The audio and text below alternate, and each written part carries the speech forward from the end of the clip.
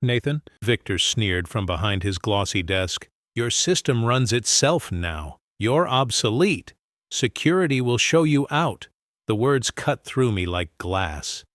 10 years of loyalty, erased in seconds. I didn't realize it then, but my so-called redundancy was just a scheme to steal the system I had built. They thought they'd broken me. What they didn't know was that the very system they wanted to claim would expose them instead. Before I tell you how I went from humiliated to victorious, subscribe to Lawful Payback and comment where you're watching from. My name is Nathan Cole, I'm 38 years old, and I live in Denver, Colorado. For nearly a decade, I worked as a senior systems analyst at a financial services company. My job? Building and maintaining the payroll and scheduling software that kept the company efficient and profitable.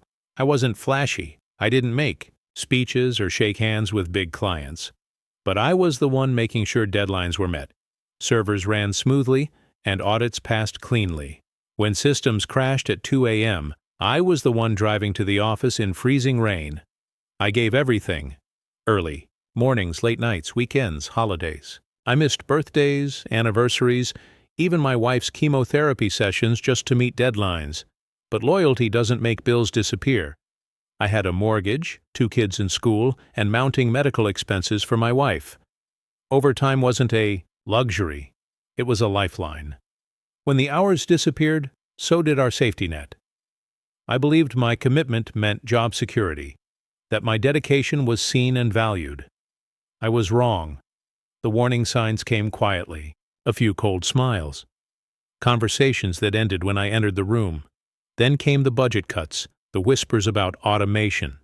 I told myself it was just business, but deep down I knew something wasn't right. The first red flag came when my overtime pay came up short 1 month. When I asked HR, they smiled thinly and said, "That's just how payroll works, Nathan." Then Victor made it official. At a company-wide meeting, he stood by the glass wall overlooking the city and declared, "We're cutting waste. Overtime is unnecessary. Efficiency is our new culture." Efficiency. The word stung. Efficiency didn't feed my kids. It didn't pay for my wife's treatments. I filed formal complaints, neatly written, evidence-backed. Each one came back, dismissed. HR repeated the same condescending line. "You must not understand how payroll is recorded." Understand payroll? I'd written half the code myself. At home, the stress seeped into every corner. The mortgage fell behind. My wife began rationing her medication to stretch her prescription. My son stopped asking for baseball gear. My daughter started asking if we'd lose the house. At night, I lay awake, staring at the ceiling fan, listening to its slow, mocking rhythm. Every thought ended the same way. 10 years of loyalty. For what? Victor, the same man who used to shake my hand and praise my brilliance, now avoided eye contact in the hallway. He was grooming someone new. Someone cheaper. I began feeling invisible, like my years of contribution had evaporated, the moment they didn't need me. Until one night, I stayed late and found something that changed everything. The office was empty, lit only by the soft hum of monitors and the cold buzz of fluorescent light.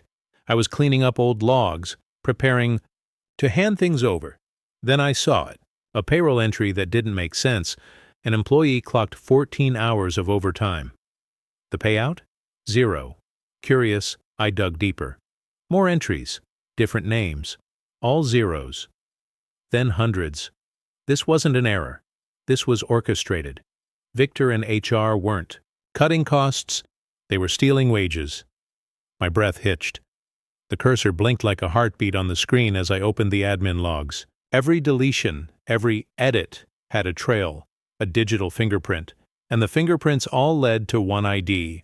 V. Hale, admin, Victor Hale.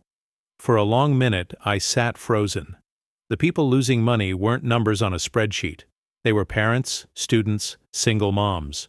People like me. I wasn't just a victim. I was a witness. And thanks to my system, I had something they didn't. Proof. I copied every encrypted log, every hidden audit file, every trace of their fraud, and slipped the drive into my pocket when I left the building that night. The cold air bit into my skin, but I felt alive for the first time in months. They thought they erased me, but I had just written the first line of their downfall. The next morning I sat across from Rachel Myers, a sharp employment lawyer with a reputation for taking down corporate bullies. Her office smelled of coffee and strategy. I laid out the evidence, the logs, and explained everything. When she looked up, her expression had changed. "Nathan, this isn't just unpaid overtime. This is a multi-layer fraud operation. If this holds up in court, your company is in serious trouble." She filed the lawsuit within 48 hours. That's when hell broke loose.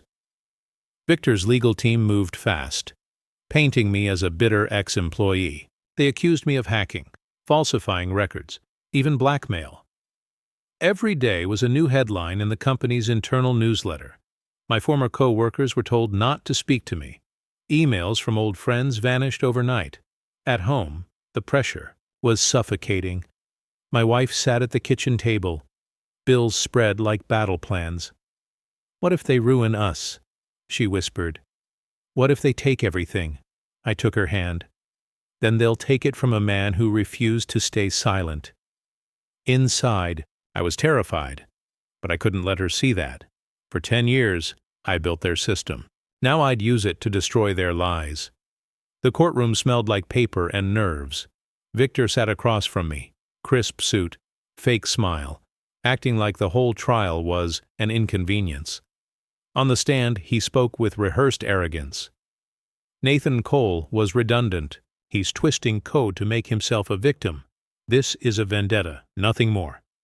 His lawyers tore into me, accusing me of tampering, manipulating data. Every word was designed to break me down. Then Rachel stood, her voice calm but cutting. "Your Honor, we have corroborating testimony." Enter Sophie Grant, a junior HR assistant who once worked directly under Victor. Her voice trembled as she swore the oath, but when she looked at Victor, she didn't flinch. "Mr. Hale instructed HR to erase overtime hours," she said. "He told us to make sure employees couldn't prove anything. He said, and I quote, 'make it look clean.'" The defense laughed. "A disgruntled ex-employee, Your Honor." Baseless. That's when Rachel dropped the final blow. Emails, plain text, dated, signed by Victor himself. Erase all overtime. If they ask questions, say it's system recalibration, no trace. The courtroom gasped. The judge's gavel cracked against the bench. "Mr. Hale," he thundered, "this is not efficiency, it's fraud. You have not only defrauded your employees, but deceived this court." Victor's smirk vanished. The jury didn't deliberate for long. The verdict hit like a hammer. Guilty on all counts. The judgment was devastating for them. The company was ordered to pay back every stolen dollar, with damages and penalties. Millions. Victor Hale was stripped of his position, banned from managing finances, and later indicted on federal charges. For me, the payout was life-changing. The mortgage cleared. My wife's treatments fully covered. My kids' education secure. The day I walked out of the courthouse, Denver's wind cut cold against my face, but inside I felt untouchable. Reporters swarmed, cameras flashed, and all I could think was how poetic it was. The very system they tried to steal had documented their crimes. When Victor called me obsolete, he didn't realize my system was smarter than all of them combined. I didn't build it for revenge. I built it for integrity. But sometimes the truth needs a little help finding its way out. One careless lie destroyed them. One honest man brought them down. If you believe the truth always comes out, subscribe to Lawful Payback. Because next time, the guilty won't see it coming.